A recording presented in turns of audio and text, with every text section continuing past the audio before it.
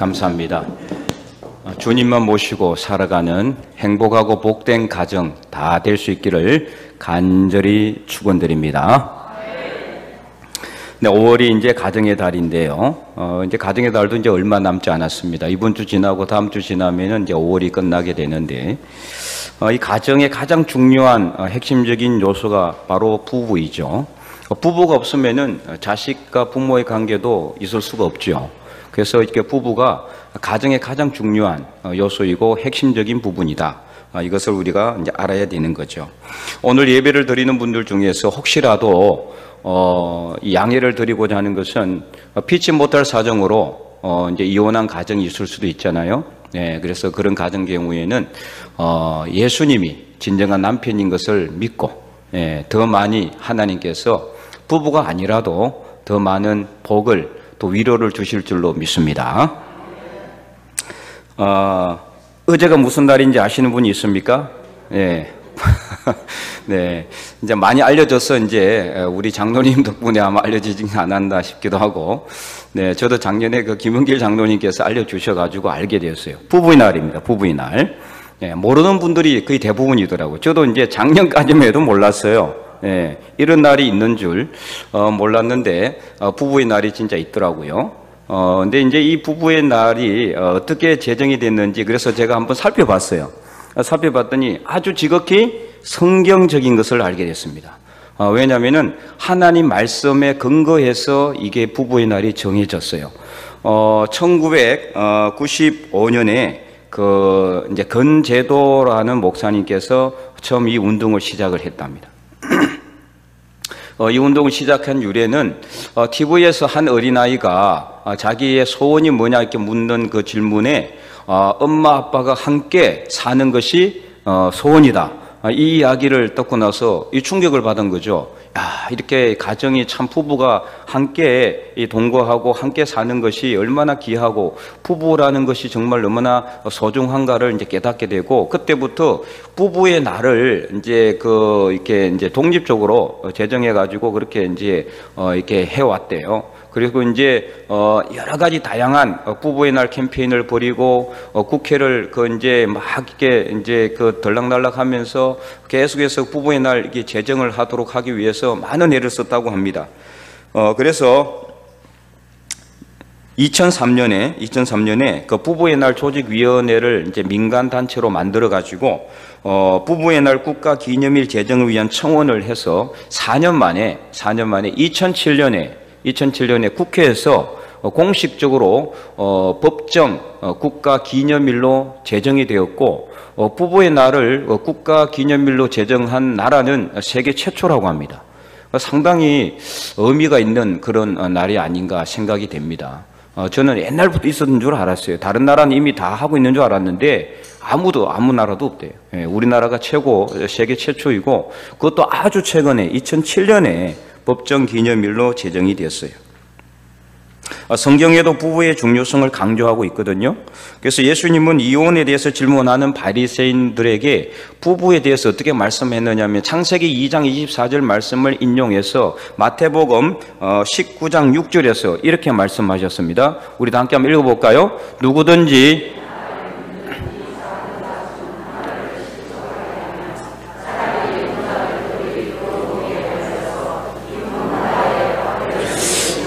네. 이게 아닌데, 지금 잘못되었습니다. 네, 읽는 순간 이게, 마태복음 19장 6절이 이 말씀이 아니에요. 네, 제가 다시 한번 읽어드리겠습니다. 마태복음 19장 6절. 그런즉 이제 둘이 아니요 한 몸이니 그러므로 하나님이 짝지어 주신 것을 사람이 나누지 못할지니라 하시니. 아멘. 우리 방송실에도 가끔 실수할 수가 있습니다. 신이 아니기 때문에. 네, 그렇게 잘 뛰는 원숭이도 나무에 떨어진다 그러잖아요. 네. 그래서 이런 날은 성경을 꼭 가지고 오신 분이 유리하죠. 우리 마태복음 19장 6절에 다시 한 번 더 빨리 찾아서 읽어보도록 하겠습니다. 마태복음 19장 6절 말씀.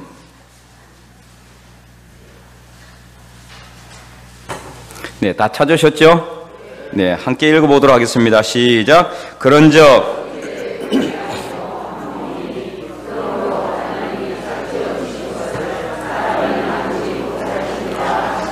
아멘. 네. 그래서 이제 제가 주로 이 말씀을 신혼부부들한테 주례할 때 주로 이제 드리는 말씀인데, 예수님께서 하신 말씀이에요. 예수님께서 하신 말씀. 이제는, 둘이 한 몸이니. 그래서, 둘이 하나가 된다라는 거죠. 그러므로 오늘 이 말씀을 통해서요, 우리가, 부부라는 것이 과연 무엇인가? 우리가 부부의 의미를 다시 한번 더 깊이 생각하고, 우리 가정의 주인 되시는 하나님만 바라보면서 사랑과 행복이 넘쳐나는 그런 믿음의 복된 가정을 다 이루는 저와 여러분의 삶이 될 수 있기를 간절히 소망합니다.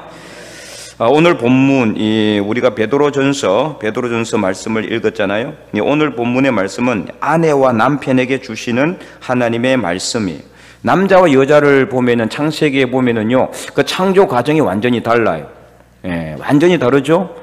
그래서 하나님께서 아담을 먼저 만드시고 혼자 있는 것이 좋지 못해서 그를 잠들게 함으로 갈빗대를 취해서 살로 채우고 이 아내인 하와를 만들었어요. 그리고 아담에게 이끌어 오셨죠. 그래서 창세기 2장 18절에 보면은 이렇게 기록되어 있습니다. 함께 읽어보겠습니다. 여호와 하나님이 이르시되 사람이 혼자 사는 것이 좋지 아니하니 내가 그를 위하여 돕는 배필을 지으리라 하시니라. 아멘.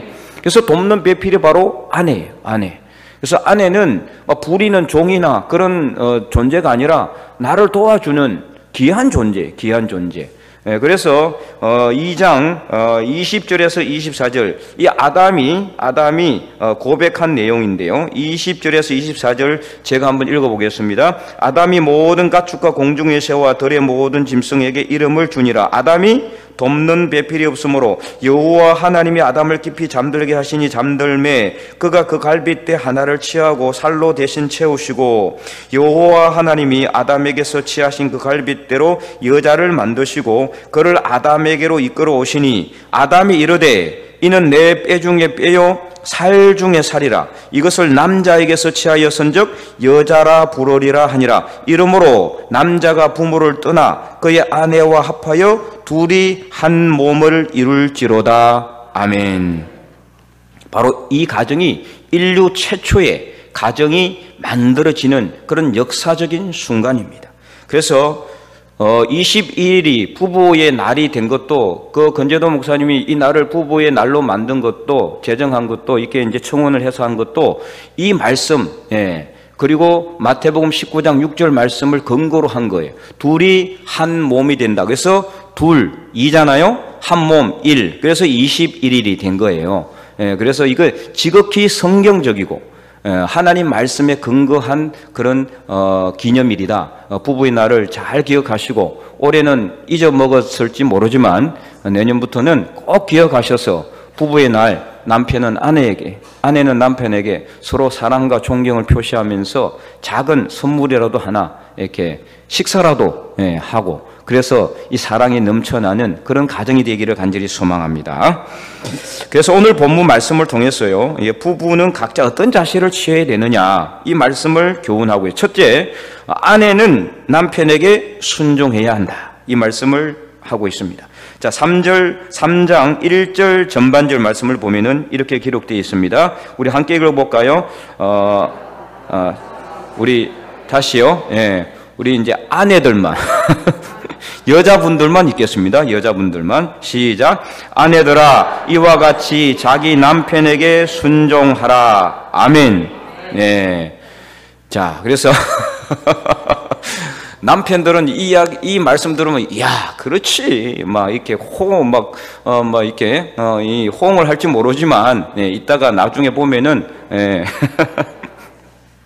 그래서, 아내들에게 남편에게 순종하라고 말씀하고 있어요. 근데 여기서 말하는 순종이요, 맹목적인 순종이 아니에요. 맹목적인 순종이 아니다.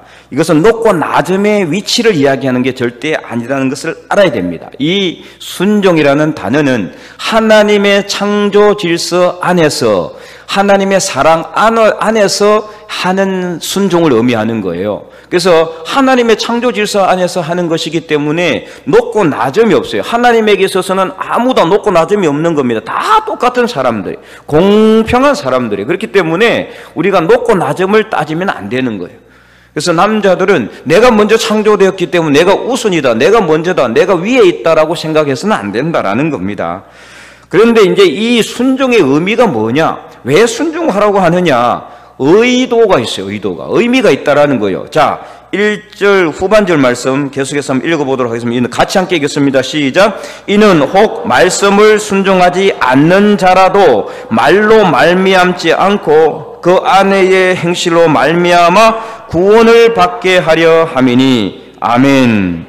예, 말로 말미암지 않고, 그러니까 말씀을 순종하지 않는 자라도, 이 않는 자, 말씀을 순종하지 않는 자가 누구예요? 믿지 않는 남편이에요. 믿지 않는 남편. 예, 그래서 우리 교회도 마찬가지지만 다른 교회도 거의 대부분 다 그렇습니다. 상당히 이제 교회 안에 보면은 여성 교인들이 거의 대부분이죠. 우리 교회도 마찬가지잖아요. 근데 여성 교인들 중에서는 안 믿는 남편을 둔 가정이 상당수 있습니다. 근데 이러한 현상은 언제도 있었느냐? 이 초대교회도 있었다라는 거예요. 초대교회 때부터 남편들은 안 믿어. 네, 그래서 아내들은 열심히 믿는 거예요. 여인들은 열심히 교회를 다니고 예수님을 믿는데 남편들은 안 믿는 거죠. 그래서 이로 인해 가지고 많은 문제가 발생했는데 여기에 대해서 하나님께서 사도 바울을 통해서 이렇게 말씀하고 있는 거예요. 아내들이여 남편에게 순종하라. 근데 그 순종해야 될 이유가 뭐냐? 혹시라도 말씀에 순종하지 않는 자, 즉 믿지 않는 남편이 말로 말미암지 않고 그 아내의 순종하는 행실을 통해서 말미암아 구원을 받게 하려 합니다. 구원을 받게 하려 합니다. 그래서요, 이것을 깊이 우리가 가슴에 새겨야 됩니다. 이 말씀을 통해서 불신 남편들이 믿지 않는 아내의 그 순종하는 행실을 통해서 나중에 마음의 문을 열고 교회로 나올 수 있는 구원의 통로가 될 수 있다라는 말이에요. 그래서 2절 말씀에 어떻게 이야기하고 있습니까? 2절에 너희의 두려워하며 정결한 행실을 본다 그랬어요. 누가요? 믿지 않는 남편들이. 안 보는 것 같아도 다 알고 있어요. 예, 전혀 관심 없는 것 같아도. 너는 네 길 가라, 나는 내 길 간다. 나보고 절대 대신 예수 믿느라고 하지 마라, 교회 가라고 하지 마라. 하지만 다 알고 있어요. 다 보고 있어요. 무엇을 보고 있습니까? 2절 말씀. 너희의 두려워하며. 무엇을 두려워합니까? 하나님을 두려워하는 거예요. 하나님을 두려워하며. 그래서 정결한 행실. 그래서 교회에 다니기 때문에 거룩하고 순결한 모습으로 정결한 행실을 하는 것을 남편들이 다 알고 있는 거예요. 말 안 해도 알고 있다라는 거죠. 그것을 보고 있는 겁니다. 그렇기 때문에 어떻게 해야 됩니까? 3절 말씀에 너희의 단장은 머리를 꾸미고 금을 차고 아름다운 옷을 입는 외모로 하지 말라는 겁니다. 예, 물론 그렇다고 해서 안 꾸미면 안 되죠. 예, 부시시한 모습으로 있으면 안 됩니다. 아내들도 깨끗하고 정결한 모습, 예, 화장도 예쁘게 하고, 네, 그렇게 남편을 맞이해야 되죠. 그러나 너무 가하게 치장을 하고 금을 차고 막 귀걸이, 옷걸이, 모든 이렇게 다른 세상 사람들이 다 하는 것, 사치를 막 이렇게 부리라고 하는 말이 그렇게 해서는 안 된다는 것을 말하고 있는 거예요. 그래서 외모를 꾸미는 데만 치중하지 말라는 거죠. 외모만 꾸미는 데 치중하지 말고 어떻게 하라고 말씀하고 있습니까? 4절 말씀, 4절 말씀 우리 다 함께 큰 목소리로 보도록 하겠습니다. 오직 마음에 숨은 사람을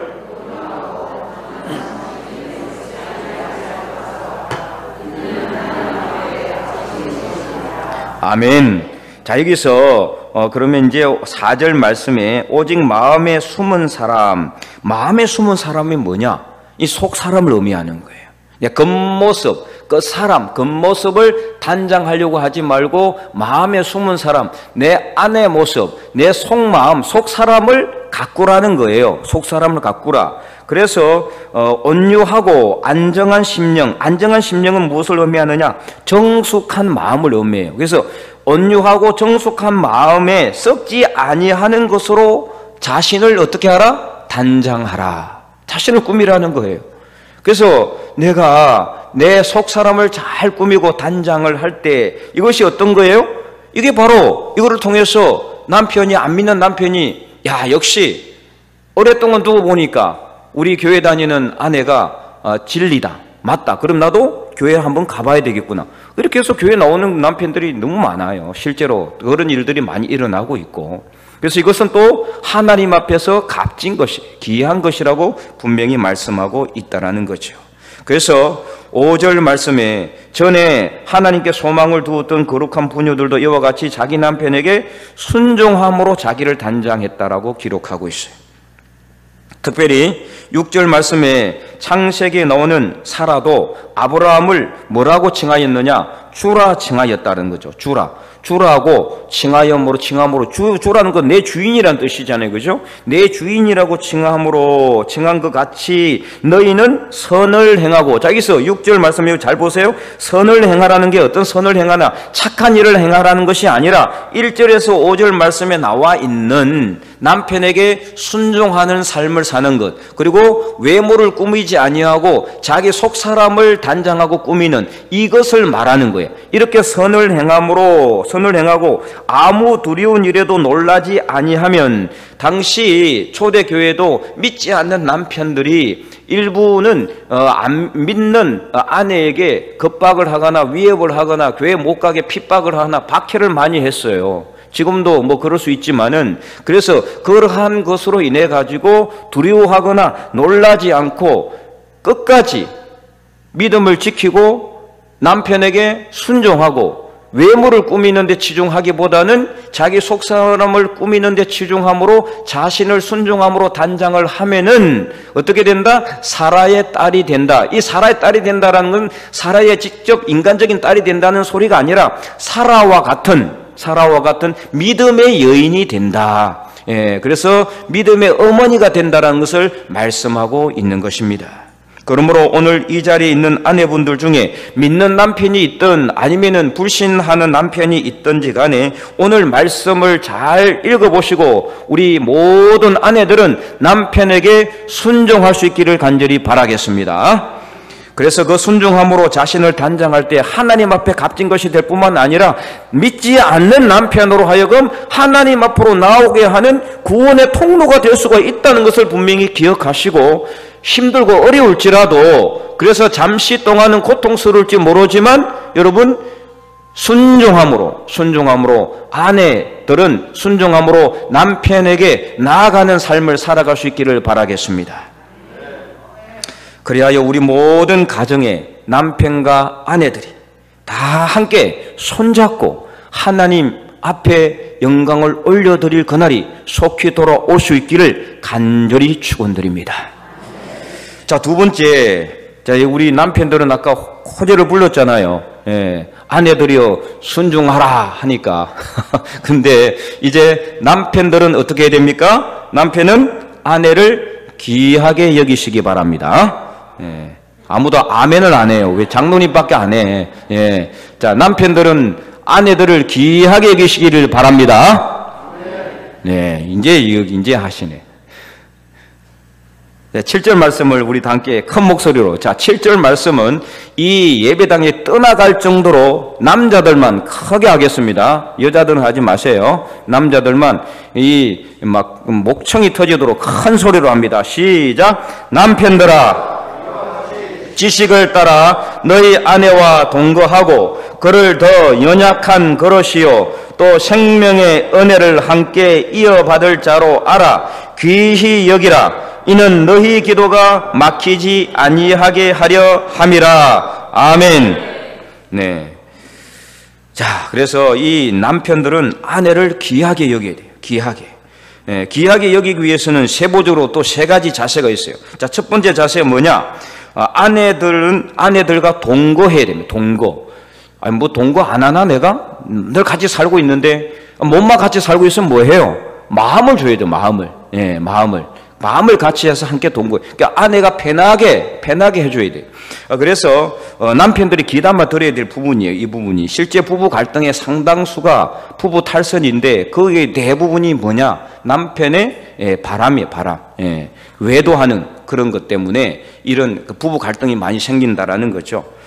그래서 남편은요, 아내를 혼자 있게 해서는 안 돼요. 혼자 있게 했었는데 신명기 24장 5절에도요 이런 말씀이 기록되어 있어요. 신명기 구약 성경이죠. 그래서 신명기 24장 5절 말씀에 역시 우리 남편들만 큰 목소리로 읽어보도록 하겠습니다. 사람이 새로이 아내를 맞이하였으면 그를 군대로 내보내지 말 것이요 아무 직무도 그에게 맡기지 말 것이며 그는 1년 동안 한가하게 집에 있으면서 그가 맞이한 아내를 즐겁게 할지니라. 아멘. 왜 크게 안 해요? 야, 이 정말 정말 이 얼마나 멋진 말씀인지 몰라요. 하나님께서 이 남편들에게 경종을 울리는 말을 하고 있어요. 결혼을 하게 되면은 군대도 보내지 말라고 그랬어. 군대도. 그래서 1년 동안 어떻게 한가롭게 아무 일도 하지 말고 집에 있으면서 누구를 즐겁게 해야 돼요? 아내를 즐겁게 하란 말이야. 아내를 즐겁게. 여러분 그렇게 한 적이 있습니까? 아무도 그렇지 않았죠. 회개해야 돼. 회개해야 돼. 말씀대로 살지 못했음을 회개. 지금이라도 늦지 않았으니까 우리 남편들은요 아내들을 다시 즐겁게 하기 위해서 오늘부터 결단하고 집에 있는 아내들에게 정말 어떻게 하면 내가 아내를 즐겁게 할 것인가, 재롱을 부리든지 뭘 하든지 하여튼 무슨 수를 써서라도 아내를 즐겁게 할 수 있기를 바라겠습니다. 밖에 나가서 뭐 돈을 벌어 갖다 주든지 뭐 그거는 여러분들이 알아서 하시고 하여튼 하나님 말씀에 순종해야 되는 거예요. 순종해야 돼. 그래서 아내들을 그냥 혼자 내버려 두서는 안 돼. 그 여인들 아내들이 뭐 때문에 힘들어하는지 아세요? 결혼을 했지만은 남편이 있는 둥 없는 둥 그냥 있어도 없는 것 같고 차라리 없어졌으면 좋겠다. 왜요? 아내들을 힘들게 하니까 그런 거예요. 아내들을 힘들게 하니까. 그래서 외로운 거예요. 고독한 거예요.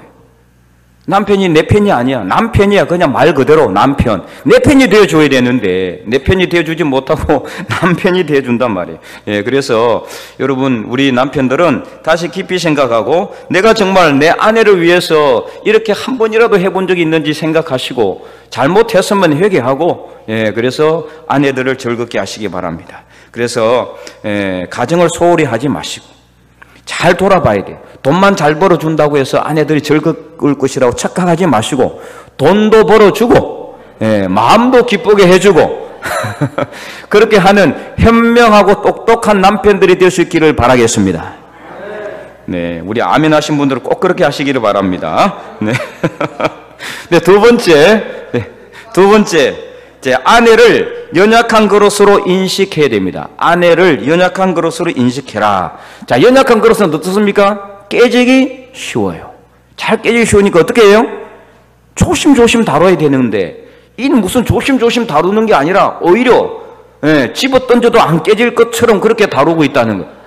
이게 큰일인 거죠. 그죠? 남편들은 지금 오늘 말씀 생각하면서 깊이 회개해야 돼. 깊이. 남자들은 오늘 여기 앉아있는 우리 모든 교인들 중에 혹시라도 결혼하지 않는 분들은, 남자들은 이 말씀을 깊이 생각하고, 결혼하신 분들은 회개하시고, 그리고 결단하셔야 돼. 저도 예수님을 믿고 아내를 소중히 여겨야 된다는 것을 알면서도 이 가부장적인 환경 영향 때문에 이 잘 안 되는 거예요. 이게 잘 쉽지가 않아요. 저도 회개합니다.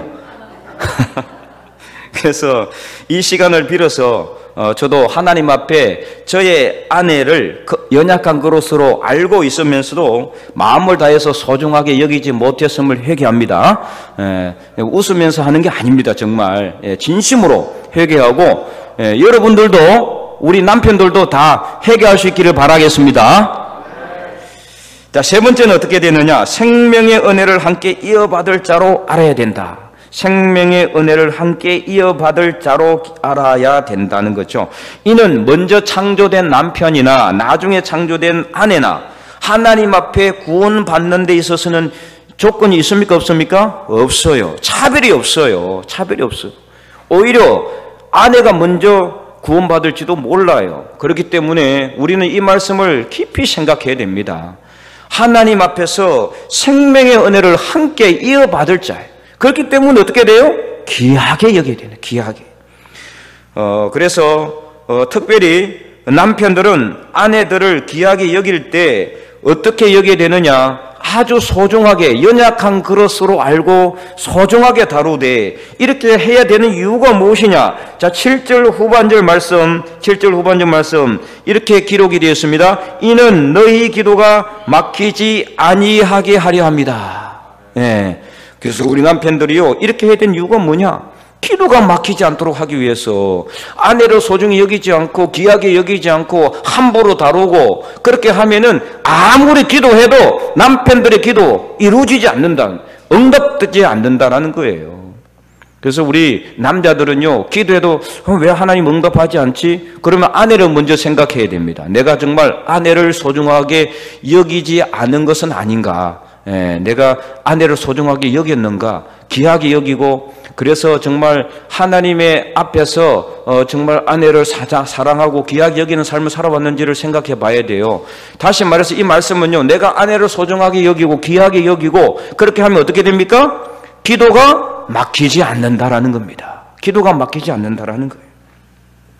그래서 오래전에 TV에 그 노부부가 나오는 그 프로그램이 있었어요. 벌써 그 정도 하면 아마 뭔 말을 할지 아는 분들도 있을 텐데, 그 노부부가 나와서 퀴즈를 하는 프로그램인데, 할아버지가 할머니한테 단어를 이렇게 설명하는데 답이 뭐냐? 천생연분이에요. 답이 천생연분인데 열심히 설명하는데 할머니가 못 알아듣는 거, 못 알아들어. 그래서 할아버지가 어떻게 했어요?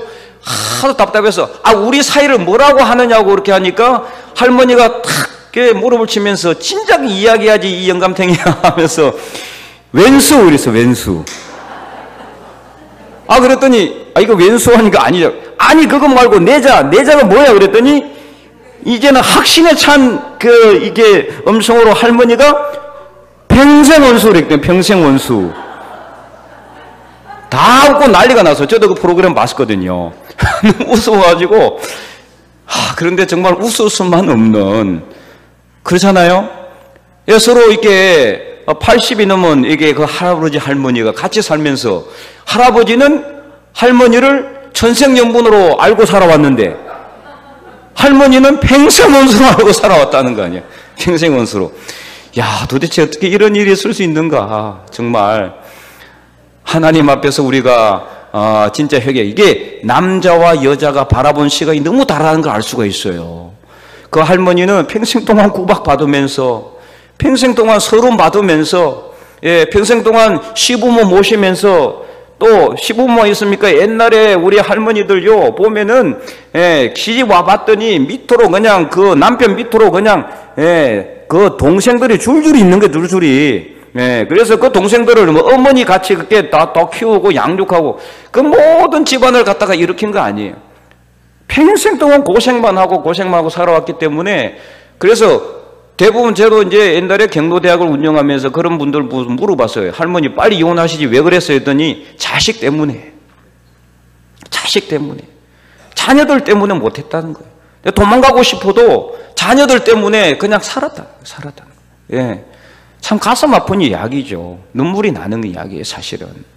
근데 그 할아버지는 막 아내에게 함부로 대하고 그러면서도 그냥 자기가 잘한 것처럼 생각하고 있다는 거예요. 모른다는 게 몰라. 깨달아야 돼요. 말씀을 통해서 우리는 깨달아야 됩니다. 오늘 이 자리에 앉아 계신 분들 중에서 머리가 희끗해진 분들도 있고 그러시는데, 여러분들 아직까지 우리에겐 시간이 있습니다. 지금까지 잘못한 것을 회복할 수 있는 시간이 있으니까, 지금이라도 늦지 않았으니까 오늘이라도 집에 가면은 할머니 꼭 안아주시고 손 잡아주시고 이제부터라도 아내들을 귀하게 여기실 수 있기를 바라겠습니다. 이처럼 서로 다른 환경에서 자란 부부가 한 부부가 된다는 거 참 이게 어떻게 보면은 기적 중에 기적이에요. 그래서 이게 서로 다른 환경에서 자랐고 서로 다른 생각을 하면서 자랐고 서로 다른 가치관을 가지고 살았잖아요. 그래서 너무나 다른 사람들이 함께 산다는 것 자체가 기적입니다. 그러므로 오늘 말씀처럼요, 아내는 남편에게 순종하고 남편은 아내를 귀하게 여길 수 있기를 바라겠습니다. 특별히 아내들은요, 남편에게 순종하되 어떻게 순종해야 되느냐? 에베소서 5장 22절 말씀 우리 다 함께 읽어보도록 하겠습니다. 에베소서 5장 22절 말씀, 이 말씀을 우리 다 함께 읽어볼게요. 시작. 아내들이여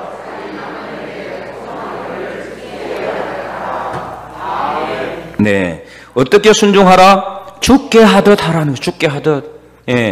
하나님께 하는 것처럼 남편에게 순종. 그래서 그냥 말로만 하는 것이 아니라 행실로, 행함으로 직접 내 마음을 다해서 남편에게 순종해야 돼요. 그래서 나중에 말씀 5장 33절에 보면은 존경하라고 했어요. 존경. 귀하게 여기는 거. 아내도 남편을 귀하게 여겨야 되는 거. 함부로 대해서는 안 되는 거죠.